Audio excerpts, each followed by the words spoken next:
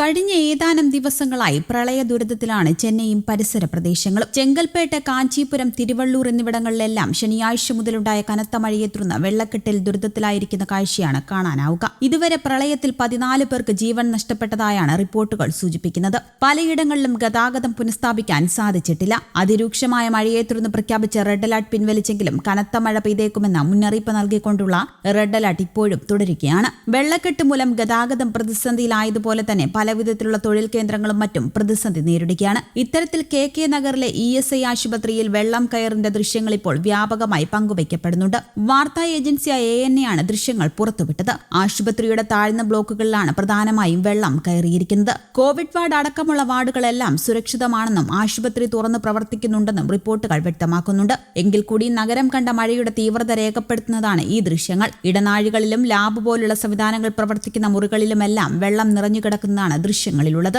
രോഗികളുടെ കൂട്ടിരിപ്പുകാർ ഈ വെള്ളക്കെട്ടിലൂടെ നടന്നാണ് ആശുപത്രിക്കകത്തേക്ക് പോകുന്നത്. കസേരകളും മേശയും മറ്റുമെല്ലാം വെള്ളത്തിൽ അങ്ങനെ തന്നെ കിടക്കുന്നതും ദൃശ്യങ്ങളിൽ കാണാം. അതിനിടെ ബംഗാൾ ഉൾക്കടലിൽ രൂപം കൊണ്ട് തമിഴ്നാട്ടിലും ആന്ധ്രയുടെ കിഴക്കൻ തീരങ്ങളിലും കനത്ത മഴയ്ക്ക് കാരണമായ ന്യൂനമർദ്ദം തീർത്തും ദുർബലമായെന്നും റിപ്പോർട്ടുകൾ. കഴിഞ്ഞ ദിവസം വൈകുന്നേരത്തോടെ തമിഴ്നാടിന്റെ വടക്കൻ തീരത്ത് ന്യൂനമർദ്ദം കരതട്ടതോടെ മഴയ്ക്ക് ശമനമായി. പക്ഷേ ചെന്നൈയിലും തീരദേശ ജില്ലകളിലും വെള്ളക്കെട്ട് ഇപ്പോഴും തുടരുകയാണ്. ഗതാഗത സൗകര്യങ്ങളും തകരാറിലായ വൈദ്യുതി വിതരണവും പുനഃസ്ഥാപിച്ചു വരുന്നു. കനത്ത മഴയിൽ വലിയ നാശനഷ്ടങ്ങളുണ്ടായ കടലൂരിൽ ഇന്നും അവധിയാണ് സ്കൂളുകൾക്ക്. ഇവിടെ റെഡ് അലർട്ട് ഇല്ല. വരും ദിവസങ്ങളിൽ ചെന്നൈയിൽ സാധാരണ മൺസൂൺ മഴ മാത്രമാണ് പ്രതീക്ഷിക്കുന്നതെന്ന് കാലാവസ്ഥാ നിരീക്ഷണ കേന്ദ്രം അറിയിച്ചു.